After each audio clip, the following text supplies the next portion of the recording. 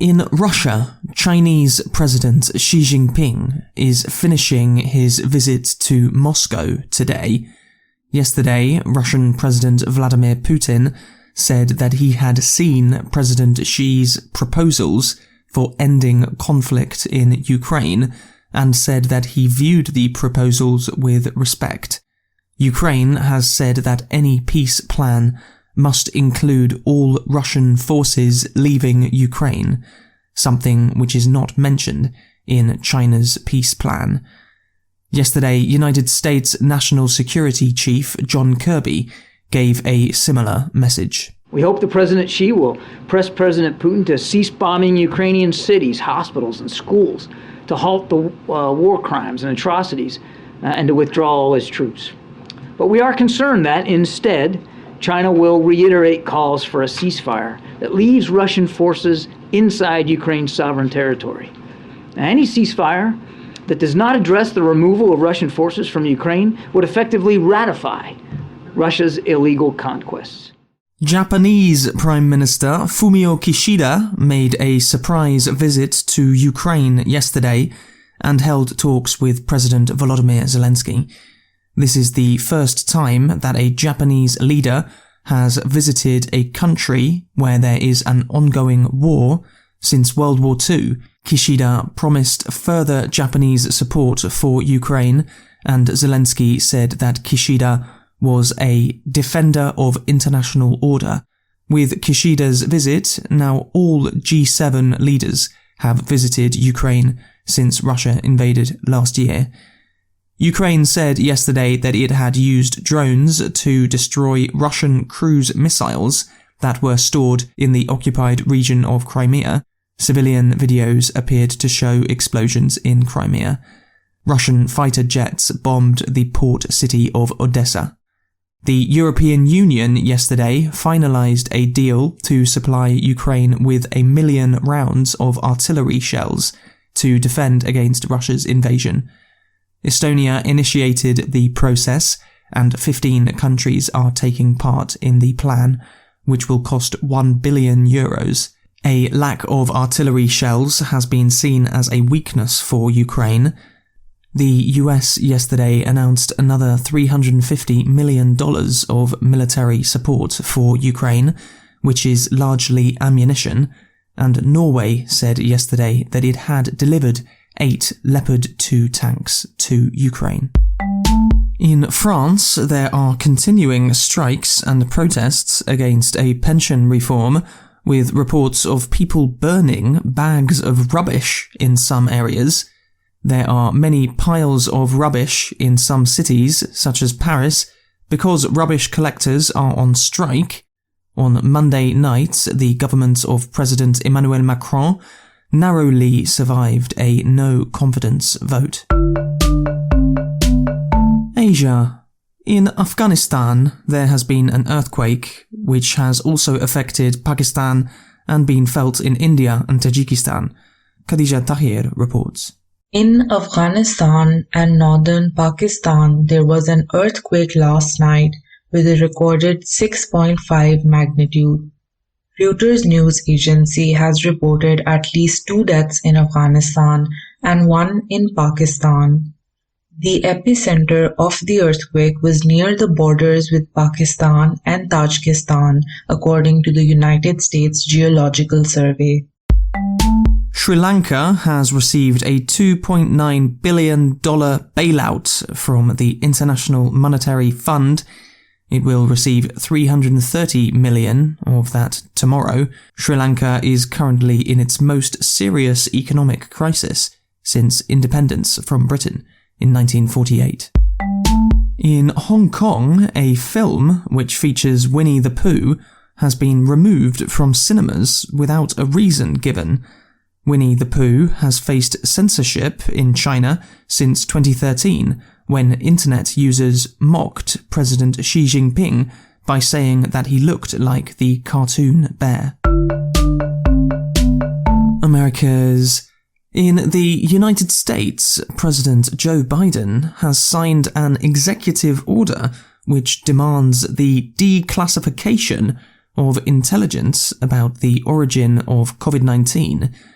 Recently, some US government agencies, including the FBI, have said that a leak from a Chinese laboratory was more likely than the virus spreading from an animal to a human in a market, which has generally been considered the most likely origin of the pandemic over the last 3 years.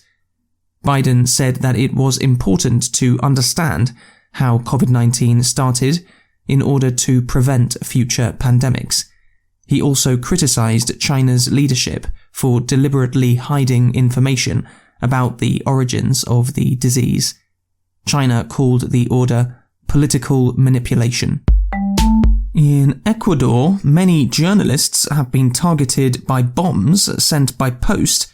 One television presenter, Lenin Artiera, said that he was injured after attempting to connect the device to his computer, saying that it looked like a USB drive.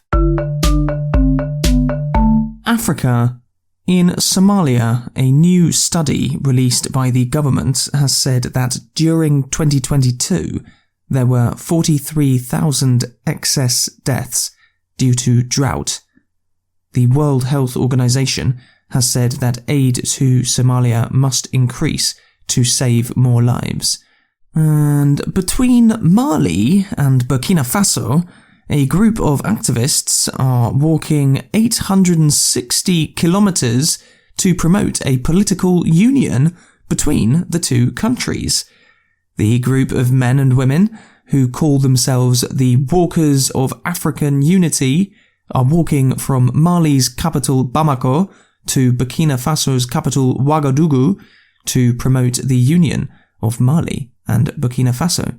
The journey will take about a month. That's your world news in 7 minutes. A big thank you to Natalie in Switzerland and Olena in Ukraine for becoming our newest supporters.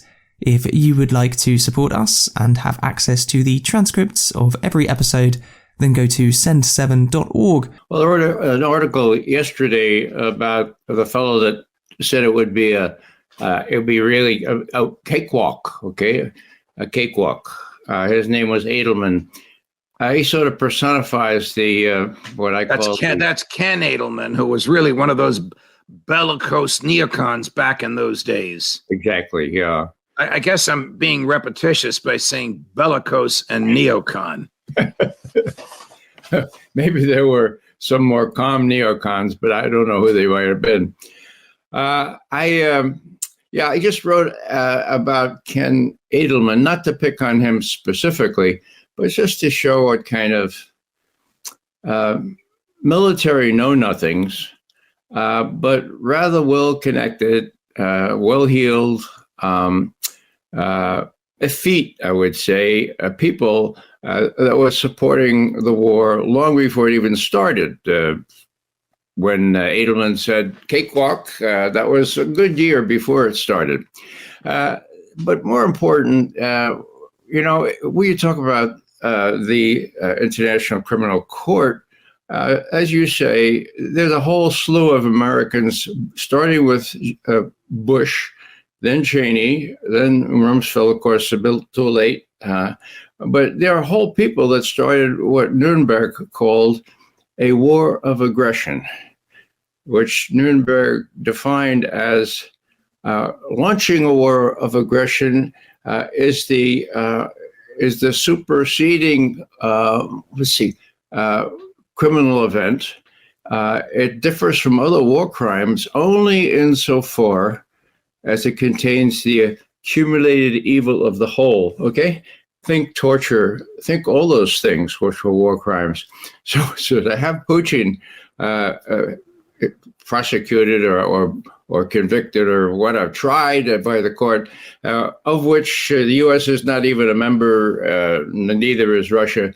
It's just a propaganda move to blacken Putin still more. You would think that these people, if they have any idea of getting together eventually, that they would avoid this kind of stuff. But they're benighted They think they are exceptional. Ken Edelman was one of those guys. When I was at Fordham, Judge, we had a certain number of people who had camel hair coats. Now, I have nothing against camel hair coats, but that was the yellow power tie in those days. And then there were others that envied them, and those others wanted to have a place in Larchmont when they graduated, right? So we had this little ditty.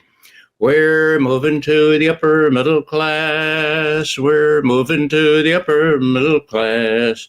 I'm going to park my ass on Larchmont grass. We're moving to the upper middle class. Well, That's just running our policy. And for those unfamiliar with the geography, Larchmont was and still is one of the more magnificent and desirable little towns in Westchester County, New York, just a little north of Bronx, New York, where Fordham is located, and where a lot of rich people even today live, and people who aspired to be rich lived. But before we get into Putin, just to get back to Iraq for a minute, do you think that Bush and Cheney and Rumsfeld and Edelman and Wolfowitz and even Colin Powell knew that there were no weapons of mass destruction, and this was just some sort of a petty vendetta on the part of George W. to vindicate Saddam Hussein's threats and attempts to assassinate his father, George H.W.? Well, the simple answer to your question is hell yes. They all knew. Hell yes. Hell yes, yeah. That speech that Colin Powell gave was one of the most articulate in the modern era, filled with lies and knowledge of lies. And grabbed headlines around the world, and that was the point of it, of course. So, yes, they know. Now, with respect to why, after a month or two, I pieced together an acronym, OIL. Now, Jon Stewart took me to task because he said, McGovern, you're violating the rules for acronyms. You can't have OIL and then the first word being oil. Next one was Israel, Judge. Next one was logistics, the permanent military, we call them enduring military bases that we coveted in northern Iraq. Okay, so it was in equal proportion, oil, right, Israel, and logistics. Maybe George Jr. wanted to get even for what they tried to do his father. I mean, I wouldn't put it past them, but there were. Well, there is that famous. There's a couple of famous or infamous one-liners here articulated in unguarded moments, and the one I'm referring to now is where he said, "Remember, Saddam tried to kill my daddy." Whatever. As for Jon Stewart, he's my dear friend and I love him. Now, I don't know if when you were at Fordham, you were taught by the nuns, but if you were taught by the nuns, you'd get whacked for calling it oil because the first letter in an acronym can't be the same word as the acronym. That's what Jon Stewart, who was not taught by nuns, is trying to remind you. Let's he lied. He did it. Fun, yeah. Yep. He lied over to the issues confronting us today. Joe Biden, and this is absurd, Ray, praised the International Criminal Court for indicting Vladimir Putin. Now, we all know the countries that are not in the International Criminal Court. They all are, except China, Russia, Iran, North Korea, and the United States. Why Biden is praising them, even though we didn't sign the Treaty of Rome, I guess it's just to sort of heap some scorn on President Putin. What was the act?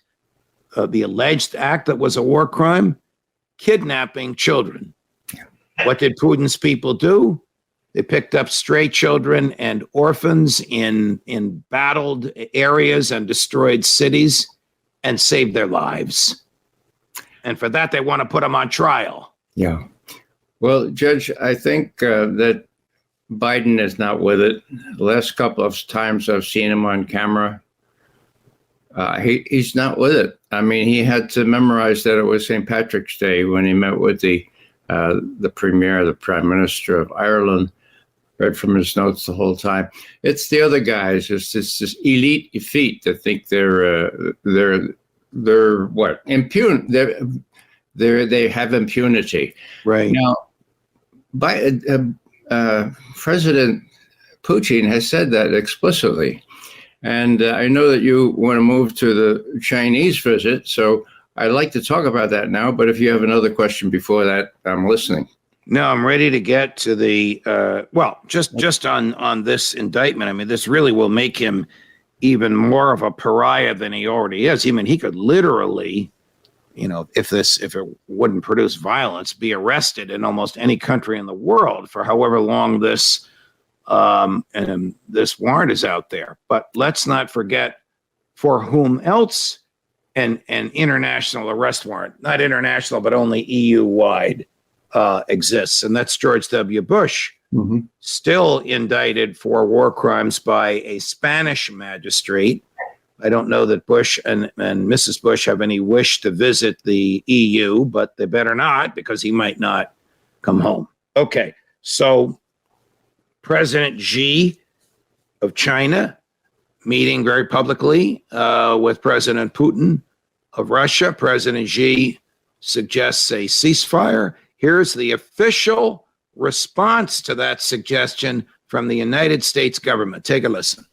We'd be concerned if coming out of this meeting there was some sort of call for a ceasefire, because right now, while ceasefire sounds good, it actually ratifies Russia's gains on the ground. It actually serves Russia's purpose for a ceasefire to basically call a stop right now without any acknowledgement that Russia's illegally inside Ukraine. So United States will be against the ceasefire because of this principal issue, or because it was proposed by China? I think I've been very clear. It's about the principle of a ceasefire called for right now, which would essentially just ratify Russia's gains. Retired Admiral, United States Navy, now principal spokesperson for the National Security Council. I don't know if he was in China or where he was, but you heard what he said. Well, Judge, I object to these Ukrainian flags on lapels, but even more, I'm outraged to see a shamrock on his thing when he's mouthing those platitudes. So, no ceasefire. Let the Ukrainian army fight to the last man. That's what's happening, Judge. You know that from Colonel McGregor and other people who have their heads screwed on, right? So, what's that mean? That means that in another month or so, the Russians will have the ability to go all the way up to the Dnieper River, and then the balloon will go up. The U.S. has to decide whether they're going to do a deal and just tell Zelensky, look, we have to make the best deal we can, or they're going to escalate some more, God forbid, to the point of using these really, really small tactical nuclear weapons that are only as strong as the one we did on Hiroshima and Nagasaki. It's crazy, but it's going to come to that denouement just this spring, and we have people like Kirby saying, well, no ceasefire talks, even though the Chinese and the Pope, for God's sake, of course, the Pope has said he's willing to go to Kiev and Moscow to help facilitate these things. Well, I'm just appalled at this. And with respect to Xi being here in Moscow, the elite elite that are running our policy, and Biden, let's face it, is not really doing that.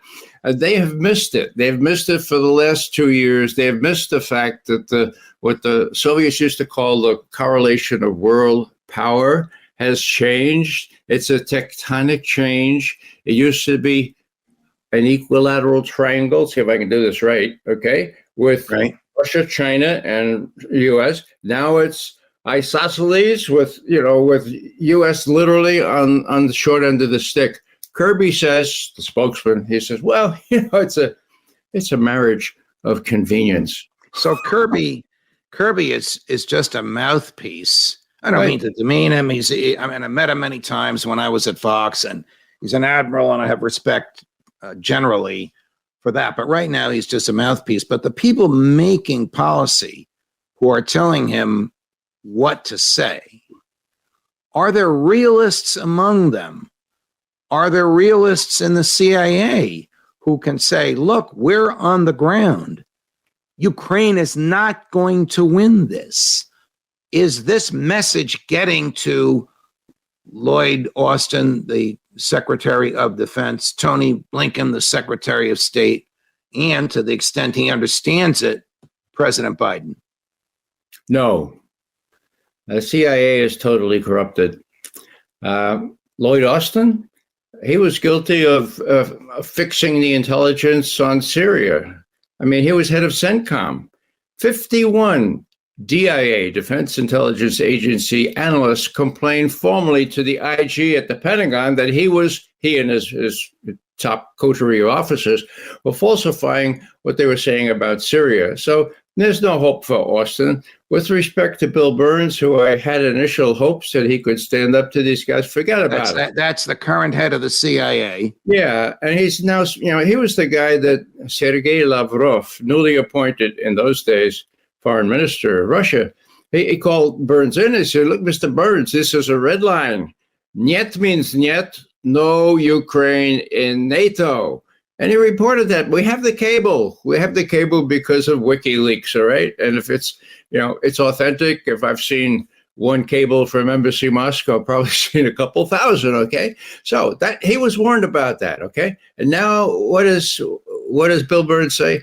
Well, the attack on Ukraine was unprovoked. It was unprovoked. Well, here's Lavrov telling him in 2008, you're going to provoke us into intervening. And now Bill Burns has become a propagandist. No, it was unprovoked. What he's telling the president is almost certainly what he thinks. Well, not the president. Let's get away from that. Well, what is this? What does this perversion of truth do to agents in the field who are truly and accurately report data that they acquire, which they expect to be analyzed with intellectual honesty? Or have they been around the block enough times to know it's not going to be analyzed with intellectual honesty? It's going to be twisted and perverted so that it comes out of the analytical process the way the administration wants to hear it. It's the latter, Judge. Very, very corrosive effect on the whole intelligence cycle. You would think that that presidents would be able to identify with Truman, who wanted one place, just one place to go for an unvarnished, what he called an untreated presentation of intelligence, not the Pentagon, not the State Department. You work for me, I have your career, okay? Now, getting rid of that, as they did 20 years ago before the attack on Iraq, who signs up to work for the CIA now? People interested in torturing people, or people interested in just getting ahead in government and becoming a yellow tie instead of a camel hair overcoat as we used to have? Yeah, they're careerists, and they know that they have to tell Bill Burns what he wants to hear. Burns and April Haynes, the director of national intelligence, whom I had a certain respect for. She's a bright lady, but she's also mouthing these platitudes like, oh, Russia is running out of ammunition. I mean, give me a break. It's all going to come to a head, and it's going to be as startling a surprise, Judge, as the Tet Offensive in late January, early February 1968, which caused, of course, President Johnson to forego looking even for another term. It's going to be a cataclysmic event, and I just hope that the guys that are advising Putin, fighting Biden, don't go for the ulterior weapon. What people don't realize, Judge, is that Russia has not only a conventional forces advantage, it has a strategic forces advantage now. Weapons that go faster than 9 times faster than the speed of sound, if you can believe it. Weapons that can't be defended against, and they did that. Starting in about 10 years ago. Now they're perfected. They're fielded, and worst comes to worst, they can use them. So these guys, these benighted guys running our policy, need to know that when Putin says he's got these weapons, He's not just making noise.